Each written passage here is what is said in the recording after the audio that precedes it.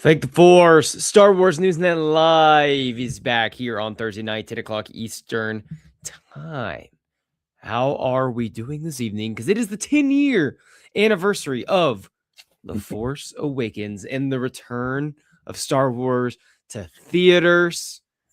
We have so much to talk about tonight, given the 10-year anniversary of one of the most important movies in all of Star Wars. If I sound terrible this evening, Tom, we're both you're kind of just getting over an illness. I am attempting to get over an illness, trying to power through because I wanted to talk about The Force Awakens this evening, but we're gonna be just fine. So Tom, how are you doing? We got Force Awakens anniversary stuff to talk about. We have Starfighter that is wrapped up shooting, where they're in full post-production mode right now. It's a lot going on in the Star Wars universe.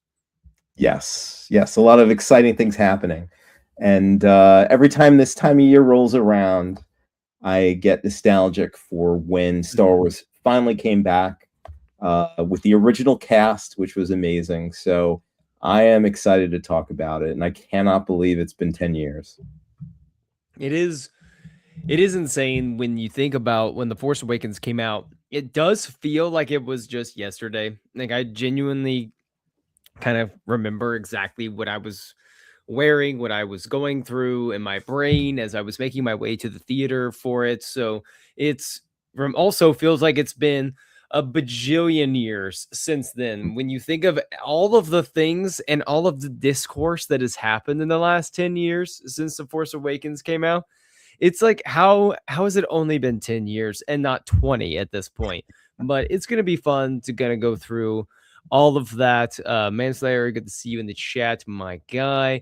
But it's just wild to think it's been 10 years. I'm excited. I thought Luke was going to join us, but Tom, I do have something to show you real quick, if you will indulge me for a moment. Go for it. Okay. So, I've been really enjoying, the thrifting game lately, and I found a few items. I was sending you some over the week, some things that I saw, and so I'm going to show you just a few items that I did make the purchase on. The first was, we have this Prince Shizor. Right, let me put him there. There he is. What a find! This was at Goodwill. I couldn't believe that I was just walking the random Goodwill aisles and saw that. And then I found Mr. Greedo here. Nice. At Goodwill. It was pretty cool. One arm moves. He kind of comes apart. But I was like, you know what? Why not? And then this one was at an antique mall. And this one I was really excited about. It is Pod Racers. So you got the Pod Racers, Sebulba, and Anakin here. And there's like these little like mini figures of Sebulba and Anakin that you can put inside the racers. So I'm like really excited to take these out and play with them at some point, because they're really cool. And I love this movie. I was like really torn because I was trying to buy a whole bunch of different things. And I was like, okay, I just need to buy one thing. It's like focus on one at the antique mall. And for whatever reason, there were other things I think would have been like, if you polled a lot of Star Wars fans, this probably would have been lower on the list. But I love pod racing and I love the Phantom Menace so much, I just couldn't help but do it. I think maybe I was partly still thinking about the fact that I watched Sebulba make his return in a trailer, for a game. And so I was like, you know what, let's go ahead and go with Sebulba tonight or today and make it happen. And it was funny. It was really fun. And then found some other things. We got my fancy found like this one big, I'll send you the picture. It was one of those like street sign things, just a Star Wars way. And she's like, oh, this is for the apartment. Like, this is gonna be amazing. And I'm like, oh wow, didn't even have to sell her on that. So Tom, what do you think about my haul? Very nice, very nice. I'm a sucker for the vehicles. I actually have, let's see, I have my Millennium Falcon here. I have to go run and get this is the small scale one, but I also have, hang on one second. I'll be hanging. So Tom, while Tom goes and gets to that, I will enlighten the listening audience of one massive. Oh, never mind. He's back very quickly. Oh, there. Yeah, it's great. It's a great one. It like actually opens up the back. There's it has some of the Oh, and inside. it opens up. Yeah. That's awesome. So actually, the cockpit opens as well, and you can put some of the. They have the minifigures for that too. I saw it and I had to get it. So man, I love the vehicles are fun because you can they always have those little attachments or little things and yeah, I'm kind of intricacies obsessed that with you the can kind vehicle. of figure it out. So no, the vehicles are always really cool. I bought that I bought like an AT-AT or not an AT-AT, an AAT from Phantom Menace recently as well, and Oh, okay. so that one's been pretty fun. And then all of this like thrifting and shopping actually worked out in my favor because we made me to my fiance. I would drive us to all these different stores and spend like the Saturday going shopping if she agreed to watch multiple episodes of season 2 of The Mandalorian that night. And it worked out in my favor because not only did these stores all have a lot of Star Wars stuff, so I was thoroughly entertained, but I also got to watch The Mandalorian. We're on season 2, Very and nice. she's terrible at watching shows. She's terrible at watching shows. Like just will watch one and then like takes her forever to go to the next one. But she really enjoyed the 2 episodes that we watched. So she's locked in. She enjoys it. So we're making progress, Tom. Season 2 is definitely worth it. Oh, season 2 is so good. But guess what episode she called it her favorite episode of The Mandalorian so far? Guess what episode? First, we're on the second season, and we've also watched the first season. So I would say maybe it was my least favorite of season 2, but it's still good. But is it the spider episode? Yeah, that's her. She's like, that's my favorite episode. That's hilarious. I mean, It's I love season 2, but that's my least favorite episode just because there's so many other good ones in season 2. Right. But I don't know. It came to Which mind. I thought she would hate that episode because I'm like, she hates bugs in general, like the spiders and everything. But when I tell you, she was obsessed with Frog Lady. Like she loved Frog Lady, like frog creature. She was like, and then whenever Grogu was eating the eggs, she was completely laughing and screaming at the TV when the spiders were falling down and everything. It was so funny.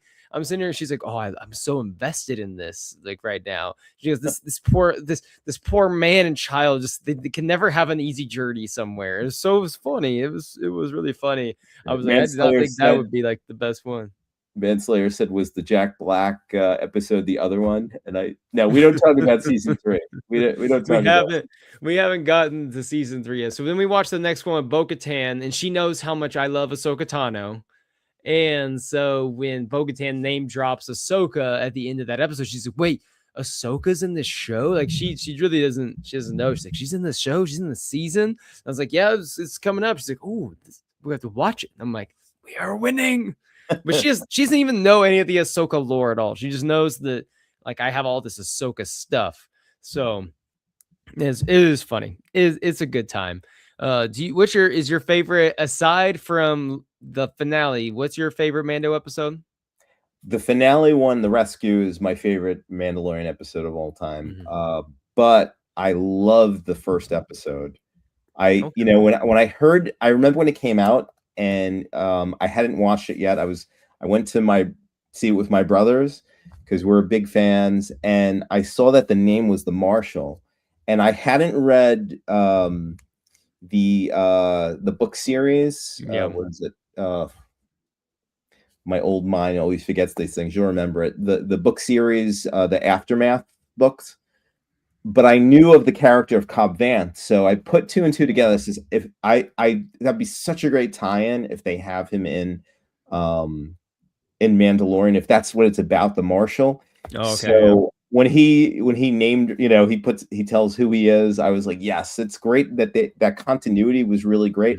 But it's an amazing episode too. I love that. Yeah, it's a good one. It's a good one. This is a funny comment. It's like, what would you have done if she cried in the reunion between Ahsoka and Luke? I'll let you know. I'll let you know when we get there. I'll let you know. She's I not gonna have rewatched any it. I idea. rewatched it.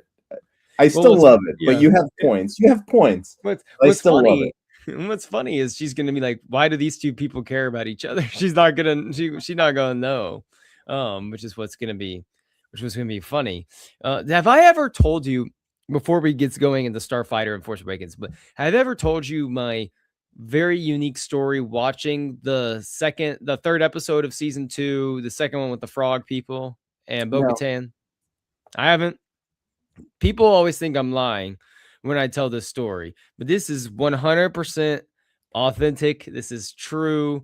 maybe you There did is tell me. okay. Maybe you did tell me the story. Is it about a dream or something? No, this is Okay. real. This is real life. I thought it was a dream, but this is real life. And there is no embellishing in the story because it does not need embellishing. Like this is what happened. I am sitting there. I woke up from a bad dream, and it was the back when like the Mando episodes would come out at like 3 a.m. All those Mando episodes 3 a.m. You're like, oh my gosh. And so 3 o'clock in the morning hits, or it's like 2:30 a.m. And I wake up from this nightmare and I'm thinking, well, I'm wide awake now. I don't want to go back to sleep. I might as well just stay up and watch Mando when it comes out and get excited and then go to sleep after that. And so I make my way in the living room. I start making myself a little snack. I'm like, some yogurt, granola, and I'm just snacking. And then episode 3 o'clock hits. I press play. I'm watching. And, when Frog Lady and Frog Man are reunited, her Mhm. husband, they're reunited together as they are running together. And I paused the screen when Janelle and I are watching this to tell her the story. In that moment, as they are running together to be reunited, I'm sitting there on my couch. An actual frog fell from my ceiling onto my laptop, which was sitting on the table in front of me, like a real frog. It's like And I was stunned. I'm like, I thought that I was like, what was in that yogurt? What was in that granola? Is living this through still a a plague dream? or something like that of And frogs. so I'm like, whoa, this is crazy. I'm watching the frog people on TV. The frog people are here. And so I pick up the frog and I put it outside and close the door.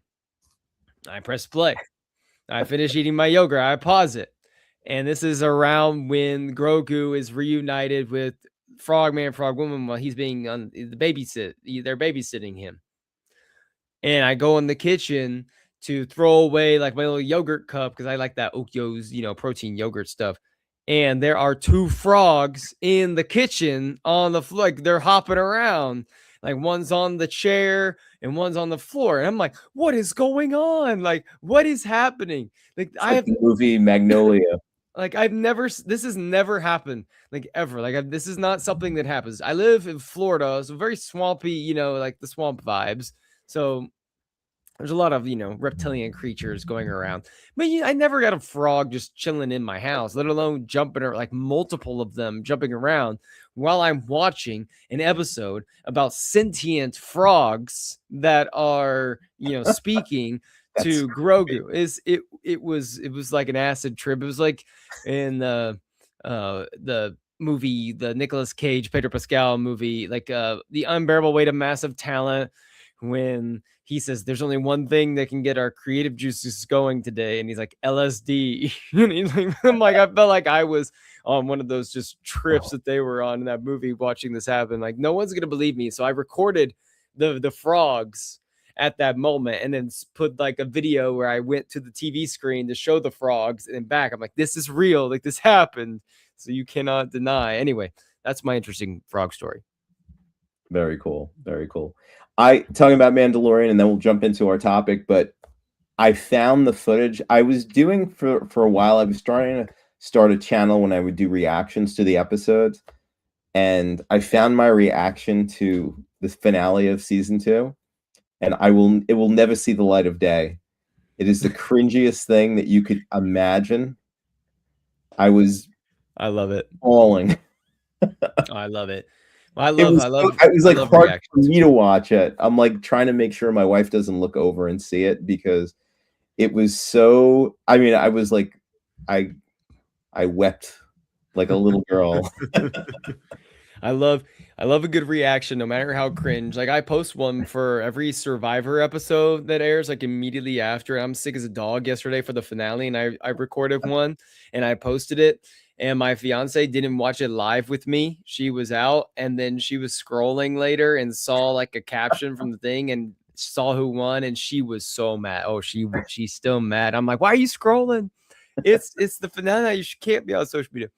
Anyways, so let's talk about Starfighter here, and then we'll spend a while getting into it with the Force Awakens. But Starfighter has officially wrapped principal photography. We are moving into the post-production phase. And Tom, this is just so awesome to hear that there these like updates in the timeline, like Sean Levy dropping us, little images here or there, just little fun behind the scenes things. He's giving an interview here where he's talking about, behind the scenes of like, hey, we changed the whole third act, while we were filming. And now he's letting us know, like, hey, we're done. We're moving into the next phase. I don't know if this is an intentional like act of Lucasfilm giving him the green light to do all of this, or he's like, hey, this is how I roll, or like this like a partnership. I'm not really sure, but the optimistic side of me wants to say that Star Wars knows that fans might not have the greatest level of trust when it comes to projects actually coming to fruition. And that's even with Mando and Grogu being filmed and done. That always feels a little bit separate from something like Starfighter. These movies that feel, no slight against that movie, but like just a little bit larger than life, than the Mandalorian and Grogu. And I feel like there's this lack of trust in just having these images, these interviews, and just this clear timeline of what's going on. I don't know. I wonder if that's there to just help fans breathe a sigh of relief, knowing, hey, this movie's moving along perfectly right now, and there's nothing to worry about. Yeah, it's really exciting to see. I love I love having Sean Levy at the helm of a movie here because I love the way he shares updates. It reminds me of when Lucas was making the prequels and he was very generous with what he was sharing as things were going on. And just the levity that he does it with, and you hear about these reports on set and everyone is kind of cynical at this point saying, well, they're supposed to make it sound like everything is going good. It seems like everything went very well and very smoothly, even with making a major overhaul to the third act of the film. It seemed very drama-free, which is refreshing. And I'm excited. It has such a long now post-production period. Part of me in the back of my mind is like, well, I wonder if they're going to surprise us and say, hey, maybe move up the release date, which I don't think they'll do because everything is kind of coinciding with Celebration and the 50th anniversary. But it's very exciting that it's principal photography is finished, and now they have all this time if they need to do reshoots, if they need to work on the visual effects and the post-production. So very exciting. I mean, and we've said this before on the show that we love Mandalorian. We're big Mandalorian fans, but in a way, the movie seems kind of like just a continuation of the TV show, which I think I'm speaking for myself, but I think I speak for you as well, where we said we would have been okay with the season 4 being on Disney Plus. Then again, obviously I'm going to be there on opening day, but I'm very intrigued about Starfighter. With all these updates, we still really don't know much of the story, but I feel like they're going to be kind of telling us stuff. It's going to be a long wait till it comes out, but I think we're going to be getting a lot of good information. And again, just recapping what I said, to have a drama-free Star Wars film. Nice. We have 2 now in post-production, which is awesome. Daisy Ridley made comments that we may be close to. They may be close to starting photography on her film. So, I mean, I'm curious to see what's going on. There's really nothing, I guess, in production right now. So maybe they're going to start on the next one. It's it is, like you said, refreshing to see this. I'm sorry, my cat is trying to get out of my room. I'll be right back. So while Tom is exercising his authority as a pet owner, I Sorry will about that. continue. I'll carry on, but take care of it. We're good. Yeah, I'm on the Give the Falcon, so I had to send him off on a escape pod or That's funny. But no, I don't think that Sean Levy and Lucasfilm are going to let us forget about this movie at any point over the next year and a half. I think that every month or two they're going to drop a little bit of information or like a little image or something here or there to just kind of let us know, hey, this is what's going on, this is what we're planning, this is like a look behind the scenes, just so you can remember and keep the Starfighter juices kind of percolating in your mind, because that's pretty consistent with what they've done over the last few months that they've been filming since this got announced. Little images here and there, and I think that's going to continue over the next year and a half, and that's exciting because I love it when they lift the veil of uncertainty and kind of give us a little bit of a look inside of what's going on. And I wish that the Mandalorian and Grogu would be a bigger part of that push right now, because it feels like we don't know much about it, if anything. And I see some comments in the chat about how it feels like Starfighter does have more marketing than Mando and Grogu right now. And that's the movie that gets released this coming May, which is, 5 months five away. and a half, like 5 months away. It's 155 days away at this point. So it is fascinating to see what they will do and how much they'll amp up that marketing. I wonder if they're just waiting for this Avatar time to be over. They're putting Yeah, all it's a the very Disney busy chips season there. right now. And then once that's done, it's like, all right, once January hits, we're full force for Mando and Grogu. Right, and, Disney has a lot on their plate right now. They, like you said, with Avatar, with, some of the promotion for Doomsday, and, I feel like Mandalorian is kinda getting a little bit lost there, and I mean, like I said, I am thrilled to have Star Wars back in the theaters. I'll be there on opening day. I think I'm gonna really enjoy this movie. I just don't have the same excitement that I do for Starfighter, I guess, because Starfighter, there's just so much about it that Sean Levy working on it, Ryan Gosling, Amy, the Right. cast, Those and big. also that time period of the aftermath of the Rise of Skywalker. So I really want to see that. It just I has have a the feeling, brevity around this project, is it just feels more intense. And but yeah, I think it's important though that they don't underestimate how important it is for the Mandalorian and Grogu to do well, because I think that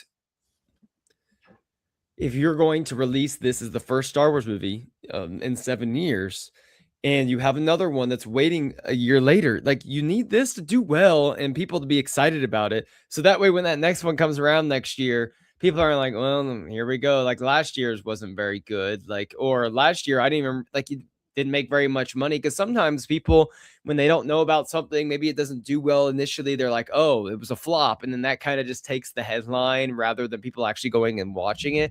But I'm just really hoping everything goes well and they can figure this out. But Starfighter, to me, I'm gonna be shocked at this point if this movie is just not a success. Like, this just feels like a Star Wars is back headline waiting to happen, with the cast and how locked in Sean Levy seems to be, and how quickly they got this up off the ground and running, and how, like you mentioned, drama free, smooth the production has been so far. I I just love the fact that it feels like this could be a Star Wars is back, moment on the big screen. yeah. I mean, I feel like the vibe I'm feeling for Starfighter is how I felt for the Force Awakens in a way. And I feel like Mandalorian and Grogu is how I felt about Rogue One. Now, Rogue One was an amazing film. It's probably, some call it the best of the Disney era, and I was completely blown away by it. So I hope that happens with the Mandalorian as well. Mhm. And I know that they have a lot of interesting things that they've set up that they can explore. I just, the thing that worries me is that we're the ones that are supposed to be the most excited.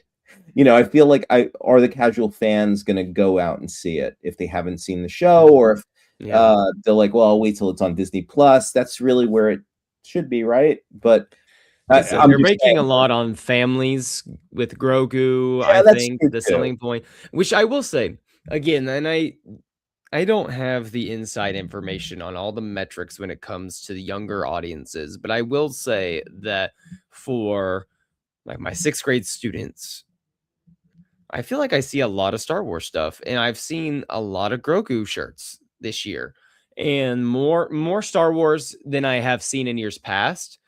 And that is, I used to teach 8th, now I'm teaching some 6th, and and I'm wondering, if there was some of those younger audiences that younger generation, younger ages that have gravitated towards some of the newer Star Wars stuff a little bit more and are starting to come into it. That's just anecdotally speaking from, a very, you know, minor like look at things through, my school lens. But I don't know. I'm hopeful that, they have 5 months to get this going. And I'm really hoping once the Yeah. new year hits, it's like, hey, here we go. We like fast, fast track to success here. We're gonna get in every theater across the nation. We're gonna have a little Grogu running around, the animatronic running around the theater to remind everyone about this. Like, come on, let's go. Yeah, This is a big one. it's interesting. It's interesting. I don't really. I'm not in those circles. I don't see a lot of like young children, but I guess culturally they are really into Grogu,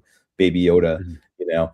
And so yeah, that'll probably bring some people out. I like what RG said in the comments that we need a better trailer for sure, and I think that Hmm. will help sell it. And Yeah. I know in our comments we were talking about maybe they're going to do a big push with in the new year, especially with the Super Bowl in February. So um, Yeah, that's always maybe there'll be that's always something there for it. There's a lot. I mean, there's a lot of movies coming out next year. So it's crazy. I was going through like a list of blockbuster type movies just from the IP franchises. You got like Dune, Avengers Doomsday, like I said, Dune 3, Avengers Doomsday, Spielberg's Disclosure Day. You have Project Hail Mary with Ryan Gosling, Mendo and Grogu. There's Sunrise on the Reaping with Hunger Games. There's Supergirl. I'm yeah, probably Spider-Man, Brand New Day comes out. This is a massive year for the big franchises and IPs. So we'll see how it all goes. But the good thing is that 2026 and 2027 will have Star Wars movies in them, and that's an exciting thing to think about. I'm glad that production's going smoothly. I can't wait for that first little teaser that we're gonna get at some point next year. yeah, I'm looking forward to it. Like I said, it's not that I don't want this movie or I'm not excited about it. It's just that I feel like it's almost like that internet meme with the guy looking at the girl and the woman's looking at him. It's I feel that way because I feel I just have more excitement personally for Starfighter, and I think Yeah. everything around it and the way that we're getting these updates on it, it's just making me more excited for it. So, Mhm. and I want that. I want to have that for Mandalorian. So hopefully we'll be getting that early in the new Yeah, year. it's a lot of it's the market. If they just were to create a good campaign around it for the next 5 months, I think we both be pretty hyped about it. It's not that difficult to get us excited over here. It doesn't take much. So let's No. let's hope that happens. Let's hope that happens. All right, so let me put this back up here. 10-year anniversary, Tom. 10 years, The Force Awakens. It has been 10 freaking years since Star Wars returned to theaters, and my number one question, we're gonna get into the nostalgia of it all. We're gonna get into like fun stories. We're gonna get into, what does this like what has happened, in the last 10 years since this came out, how the fandom has changed. But my number one question for you, I know you watched this very recently. Does it hold up? In a word, yes. I watched it last night again. I haven't seen it in a couple of years. When it first came out, I saw it multiple times. Obviously, it came out, it was on when the video was available. I saw it again and again, and I really enjoyed it. I kind of feel like there have been criticisms around it over the years, similar to A New Hope. Some things, people saying calling it a safe movie. So I watched it last night. I wanted to go in. I like now saving some of these movies for when there's an event or when they're Yeah. re-released and stuff. So I watched it last night, and I have to say, I thoroughly enjoyed it. I feel like it held up so well. It's aged really well. It was exciting. I don't really think it was safe. Some of the choices they made with, killing off one of the main characters, um, although it breaks my heart dramatically, I think it worked. And one of the things, and I know the criticism about it being very similar to New Hope. I think the further we move away from, I guess, that time, I think it was the perfect way for Disney to reintroduce the franchise, because it really felt like, we talk a lot about this doesn't feel very Star Warsy, or Andor was a totally different tone, of course, than some of the other projects, Yeah. and this felt like a Star Wars film. It felt like a logical successor to the original trilogy, where it fall to Episode 6. I was very pleasantly surprised. I enjoyed it. The pace is amazing. The action is amazing. And I feel that I felt I really enjoyed it. I was a little nervous. I'm like, is it going to be, after, removed the nostalgia back then was so overwhelming for me that it kind of, it's hard not to look back at that time and really just enjoy the nostalgia. But Yeah. like, I wanted to look at it as if I was seeing it for the first time, and to Mhm. me, it delivered.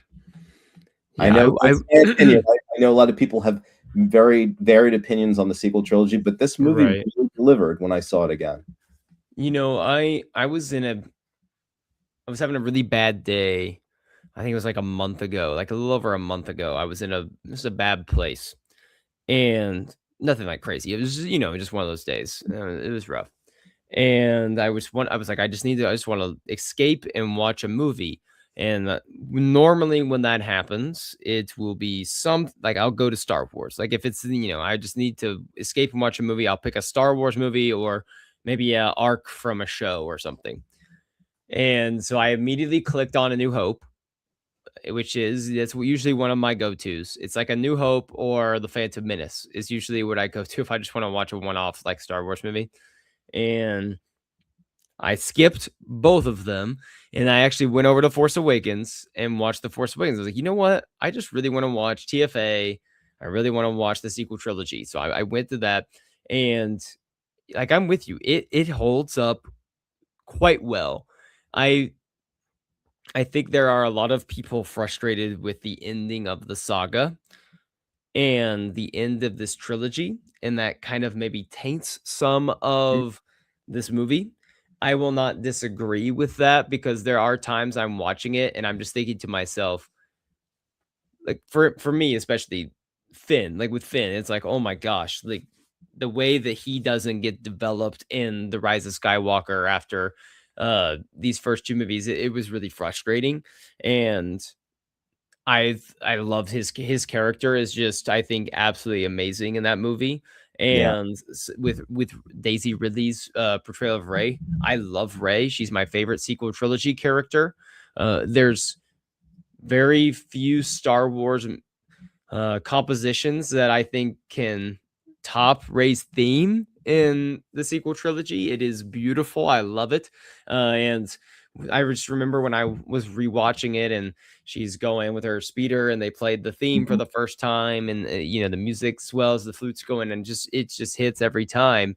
And this movie, I think, was a perfect, like you mentioned, like a perfect reset for Star Wars, of Star Wars being back. I think it did exactly what it needed to.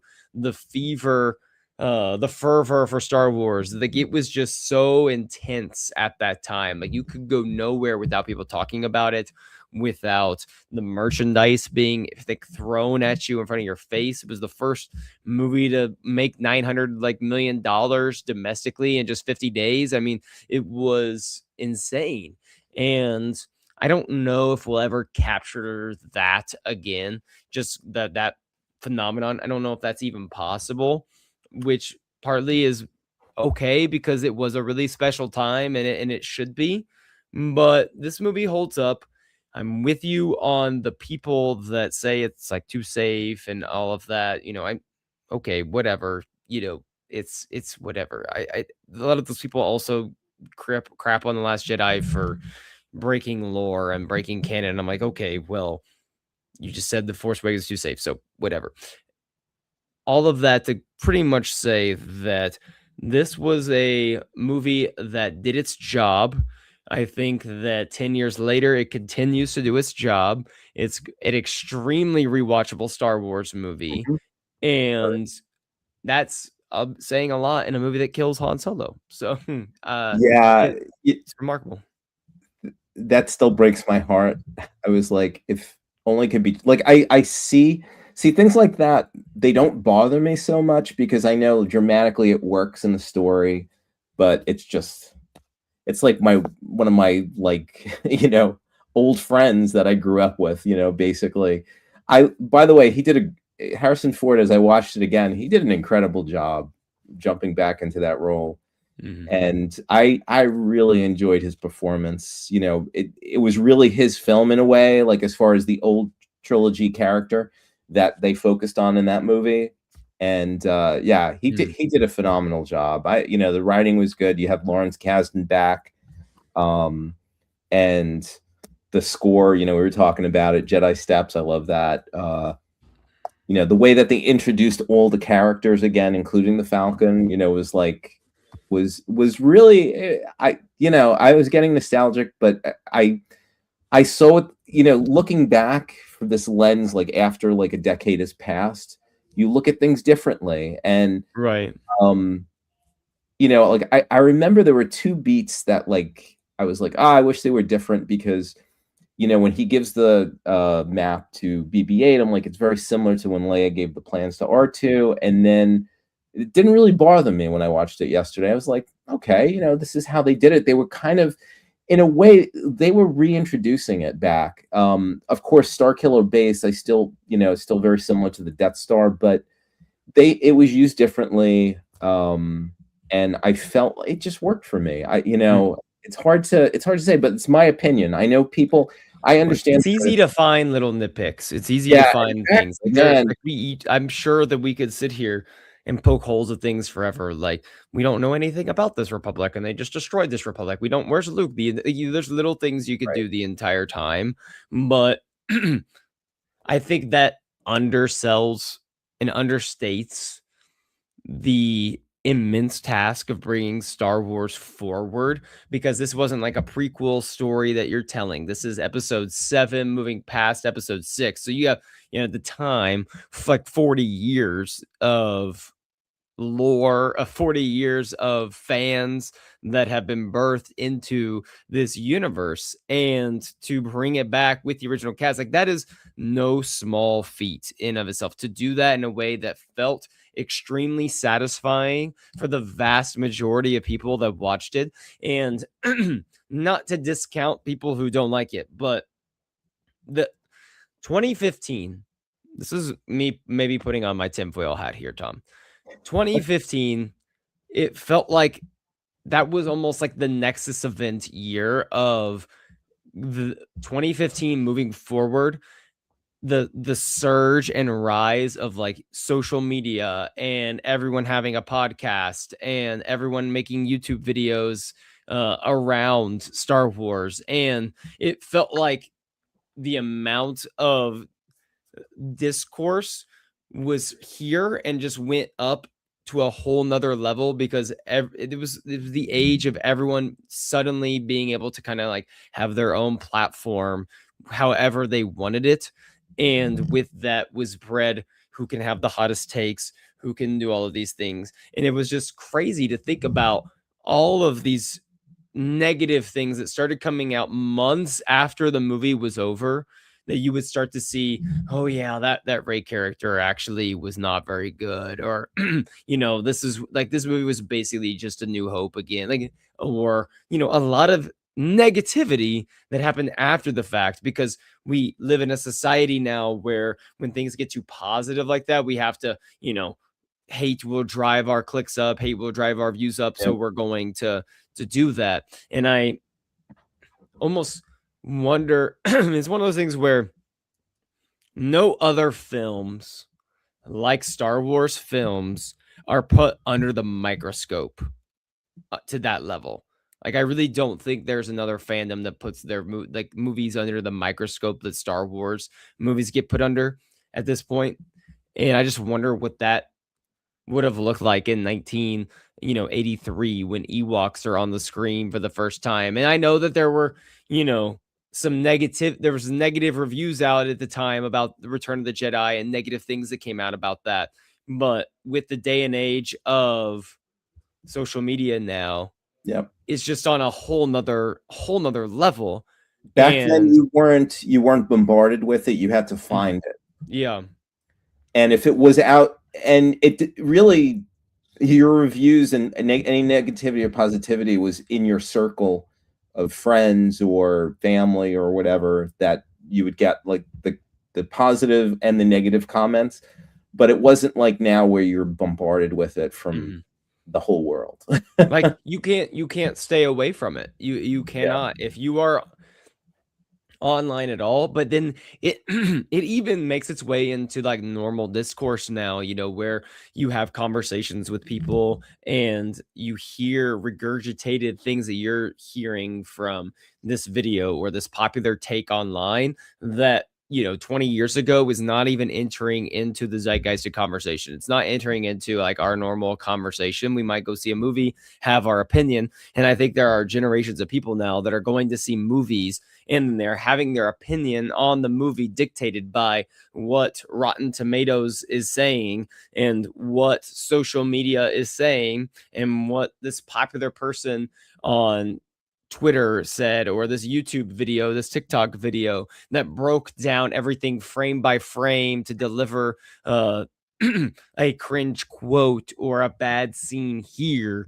And that's not really what the movies are about. It's really what the experience is about. And I do love how we had this moment for a while in The Force Awakens that I don't think will ever happen again, of just people genuinely coming around with this intense excitement to be back for Star Wars and leaving the theater incredibly satisfied and happy, and hearing just a lot of positivity about it and people excited. I just wish that we could almost bottle that up and push it out there into the universe for future Star Wars projects. I remember, I mean, it was a commercial and a critical success. I remember the Rotten Tomato score was, I think it's 92, 93 right now, which is amazing. And I think when it first, I remember the first reviews pouring in, it was at a high 90 for like 97, 98 for a bit. And, then of course the rest of the reviews come out and it balances, but it was a juggernaut when it came out, like, and I would say most of the feedback was positive. And there's probably like 8 out of 10 people just generally was very enthusiastic about it. And some people had people had a lot of I guess criticisms on certain things. And look, I'm here to say, if you feel that way, that's perfectly fine, if you have it. But just it became, and we see where things went, after The Last Jedi came out, like just the vitriol of so much of it. And I understand people are passionate, about it, and certain things they want and they, or they don't like. And I totally get it. It's just that it was a nice time to be alive as a Star Wars fan, because I felt like there was this, even if people didn't like it, people weren't ripping it apart. Like maybe that one person online or two people for a while, and then things kind of, like you said, as time went on, they kind of lumped everything together. Here's how you know that, just in general, that you should not trust these fan reviews and these fan ratings of things, right? So have you looked at I just pulled up the Rotten Tomatoes fan audience scores for the sequel films. What do you think The Force Awakens is at? I thought it was at like an 80, right? It's 84%. 84%. Okay. What do you think The Last Jedi is at? It's like 50 something, right? Or 40. 41%. But That here's I mean, which, honestly, let's just that's say let's just say in a world that sure, The Last Jedi is that much worse. what's the score. Here's the thing. Most people, I think if you talk to them, will say The Rise of Skywalker is easily the weakest of the three. This is individual movies. Most people, not everybody. There's a lot of people like my friend Paul who loves The Rise of Skywalker. Will defend that movie until the end of time. I have no there's a lot of things I don't like about that movie, but it's a Star Wars movie and I love certain aspects of it. Me too. Remember, 84 and 41. What is the audience score for The Rise of Skywalker? It's high. I think it's like 80, right? It's 75. 86%. It is the highest rated Star Wars sequel movie by the fans, the That's audience. hilarious. And it is Hilarious. easily the weakest musically, visually, story-wise. I 100% will stand by that completely. Like I just think this I do enjoy it. I do enjoy it, but the things that we talked about, I totally agree with you. So it's very bittersweet, that movie for me. Well, I will fight you on the there are music. aspects of it that I love. Like there are things I love, and I Yeah, will enjoy watching that movie. I had a good time when I saw it, but right. it is quite easily the lowest of the three for me. Yeah, I agree with you. But I will fight for the music because I do really like the score of that movie. Well, when I say I will say like the music's great, but I mean, music's great in every saga film, like You know, like it's John true. Williams movie. Like it's like not really when I'm saying it's because I'm not trying to say it sucks. Like I'm definitely not saying that because it's freaking John Williams and Star It's Wars. Like kinda- it's all good, but Then we'd have to fight. yes, it just the last one is just the movie. Whenever she was Ray Palpatine, that's when I got so mad in the theater. Like that was when I got so angry, and then after that, I calmed down for a little bit, and I was fine for the rest of the movie with how I it ended, and she kills him and all that. Like, and then hearing the voices of the Jedi was great. That was fine. Yeah. Anyway, but with the Force Save Awakens, that to the 10th anniversary of yeah, it's Universe. just this is kind of like my point of we live in this world where anyone can now say all these things and we have these hate campaigns that go out for different things like and you just see it building and building where the Rise of Skywalker was pretty poorly received, I feel like, by in large part by Star Wars fans. A lot of people are like, all right, well, it's over. We finished it. But it's the highest now, is sitting at the highest rated audience score here on Rotten Tomatoes of all three.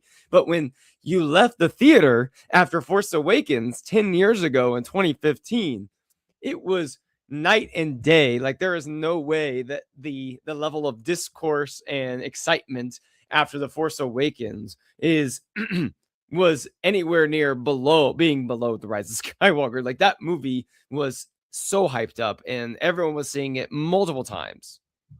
Yeah, and I did know some people that were iffy on it, but it's still hard for me to believe that because I feel like when people say it's a safe movie, I think it's a familiar movie, and I think that it hits the right beats. I don't know how you can enjoy that movie as a Star Wars fan. I mean, look, this is my I'm opinion. I'm I sure there are understand people people that feel that don't, but way, I'm with you but though. Like I'm with you. it has like everything really, you know. I can understand certain story aspects, you know. My brother's a little bit iffy on the third act, but Yeah. I I I just I feel like it's a good looking, like exciting, fun movie. And It's the best. I love No, it. I I'm love with it. you. It is, and then like this comment here, like RG is, it's a comfort movie, and I think that's what Star Wars needed at the It time. is. Is It comfort is. movie, I and agree. I there's agree. I nothing mean, wrong with I that. love that comfort. Yes, absolutely. Now, if I'm putting a ranking together of my favorite Star Wars movies, The Force Awakens is not ever going to crack my like top 4 for sure. Probably Agreed. top 5 for me personally, but Oh, maybe on a good day it could hit that 5th spot, but I just think that for what Star Wars needed, where Star Wars is at, I remember going into it with a buddy of mine. I went to the, like, premiere where it was the entire saga. You watched all the movies on the big screen, and then you got to episode 7. And, like, we got there at 1 AM, and it was this big event. It was all packed, and we watched all the movies. There was a guy next Ooh, to us who was a little crazy, and I was very concerned for his mental state as we watched, because he sat down and he's, like, rubbing his hands together. He's like, "Oh, yeah, here we go. It's time. I quit my job for this. They told me I couldn't take the day off tomorrow, so I said, 'I'm done. I'm out of here.'" And he would leave me. in, like, in between all the movies for his smoke breaks. He would come back just smelling like cigarette smoke, and it was like, "Oh my gosh, dude, like, ah, we're in," and not my thing, right? But it was just, he cracked me up every time. He's like, "Oh, we're back. We're back. It's time. It's time. I timed it perfectly. I'm here for the good stuff." And anyway, um, but my friend was he was very excited, but he was a little skeptical about Star Wars, like The Force Awakens. He was a little nervous. And I just remember during the sequence of Rey and Finn escaping the First Order and the Falcon, and it was like we had reversed. I was sitting there immersed in the movie, but still kind of like on the edge of my seat, like waiting for it to like waiting for myself to fully just buy into the new era, right? Like I wasn't quite there yet, which, usually I'm the one that's all in first. And my friend, he just whispers to me, like, he just goes, "This is so awesome. Like, I love this." And almost hearing someone else validate what I was kind of feeling, but, like, hesitant to accept, almost Mhm. made me settle down a little bit, like, "Hey, this is just a movie. It is just Star Wars at the end of the day." Like, we get so worked up as fans sometimes when we go, because Star Wars is larger than life and it means so much. And I think that was like a prime example of how I felt. Like, I was so worked up and so excited, so anxious, that I couldn't even relax and enjoy the movie when it came out at first. It's so funny that you say that because I had a very similar experience my first viewing of it. I think it was all that I was so all of the hype and all of the, I guess, scared, "Is this gonna be good?" This has to really Mhm. deliver. It's my, the original trilogy characters that I grew up Yeah. with. It's And I Luke, feel like Han, when I yeah. left the theater, I was enjoying it, but it was, like, almost like it wasn't my favorite viewing of the film, the first one. And not because I didn't like the movie, I just, like, was I guess, Han Solo, but, like, it was it took me a while to actually, like and it was, like, it came out right before Christmas. I couldn't see it till, like, the next week because I had Yeah. so much going on in my life. So I'm like, "Was it really that good? Was it really that good?" And then I saw it again. I fell in love with it, and, um, it was almost like and I couldn't put my finger on it, what it was, and I think it was all of that, excitement and hype and trying to, like you said, accept it into the fold Mhm. of the franchise and how it Mhm. stacks up with everything.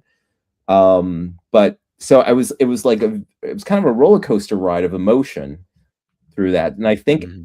I think it was almost like when you go on vacation and say it takes like a few days to actually relax and let it, Yeah.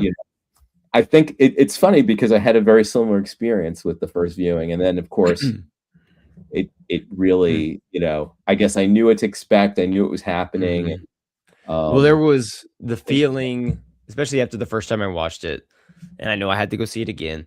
And to this day, it's the movie I've seen the most in theaters. I saw it 7 times in nice. theaters, and it was it never got old for me. Like, it just never got Right. old. I wanted to see it again and again and again, and there were just certain points of that movie that just made me feel like a certain type of way, a certain type of special, very excited, that nostalgic feeling, the goosebumps, the feeling that you get when it's one of those indescribable, this the feeling you get when you watch epic Star Wars.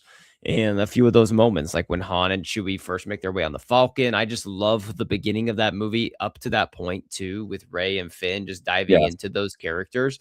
Um, Rey, when Kylo has the saber and he's pressing the saber down and he's like, I'll show you the ways of the Force. And then you just, she's like, the Force, closes her eyes, the Force theme like swells Mm, up and then that was hits amazing. right as she opens it. And you just, in that moment, you're always like, she is her. Like, this is the person that's going to be the face of this trilogy. And that obviously culminates in seeing Luke Skywalker at the end. And so, and every time after I watched him, like, when's the next one? I got to know what Luke's up to. Like, what is going on? And then you start the theories all over again, and you're getting excited. So I will never forget how I saw that 7 times, and each time I came out just feeling incredibly satisfied every time. Right, right.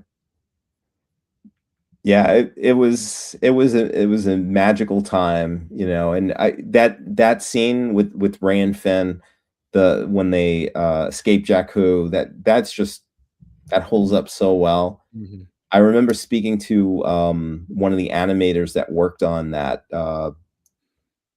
incredible action scene, and just asking questions about like just the way, not to get too deep into it, but the one thing I loved about the Falcon, it's always been my favorite ship because I just loved how they used it in the original trilogy, the way it moved and the way it was. So I felt like they captured that so well, and yeah, that was just that was Mhm. amazing. I'm reading some of the comments. Oh, they did Hux dirty for sure in The Rise of Skywalker Yeah, after they killed yeah. him. I was never a big Hux fan, but I think Hux is best. He was really good in, And I agree well, with this too. TFA, it does feel so much like the original film, like the feeling, 100%. yes. And I I have to say too that that I feel like the balance of, like he said, like the feeling, but like the humor element of it with the character relationship dynamic, it felt so purely Star Wars, more so than the other two in the sequel trilogy. Like it felt like a seamless fit into Star Wars versus the other two. I do think there are very good arguments to be made for how they might not be necessarily seamless fits, but part of that is, your cup of tea with the Last Jedi and what you really like. And I, am one of those people that loves the Last Jedi and will champion that as my, my favorite Star Wars films. I like it more than the Force Awakens, but in just terms of like that effortless fit into the Star Wars, you know, aesthetic, Force Awakens 100% captures that Hmm. better than almost any other movie. Yeah, like I said, it felt like the natural progression from uh 30 years so after the original trilogy. It felt like it really felt in universe. And Mhm. yeah. And you think about it, after the Disney acquisition, I know Lucas decided he wanted to continue to make the sequel films, but they really made it quickly. They got a crew and cast together fairly quickly to start a Star Wars film when after the 2012 acquisition by Disney. So it was I know a lot of people talk about how rushed the sequel trilogy was, and I see some of the points with that and maybe lack of a concrete direction, but they got that movie together really quickly and it seemed to go really well, and I think it was a great way to start that trilogy. Mhm. So It was a lot of fun, and I wish it was in theaters this week so we could go see I it, but know, I know. it's okay. It's It's too okay. bad. Freaking Avatar. Well, Tom, any before I lose my voice completely, it's going fast, so I Yeah. I don't have much left to offer this evening because 'cause I'm under the weather, oh my gosh, but we powered through. I powered through for this show. We could talk more Force Awakens in the future. I love this movie so much. And there's so many other aspects we could talk about from like more the music, more the choreography to the story beats, every little Yeah, there's aspect a of lot it. to We could talk we about. could dive in some more at some point. I would love to. But any final thoughts before we wrap up here? I just will say kind of what I said at the beginning. I'm so happy that it aged. To me, in my opinion, it aged very well, and it was very nice to see it again. And I hope that the sequel trilogy does grow on more people and kind of separated from all of the fan discourse, that you could just sit down at home and watch it, with your family or by yourself, and just really just immerse yourself in that world and kind of disconnect from all of the I guess the fan the negativity maybe, or the all the arguments, and just enjoy Mhm. it for what it is.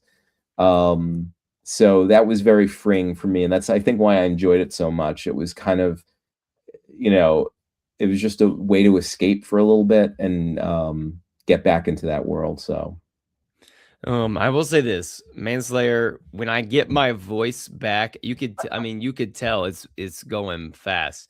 I will give you my best Hux impression imaginable.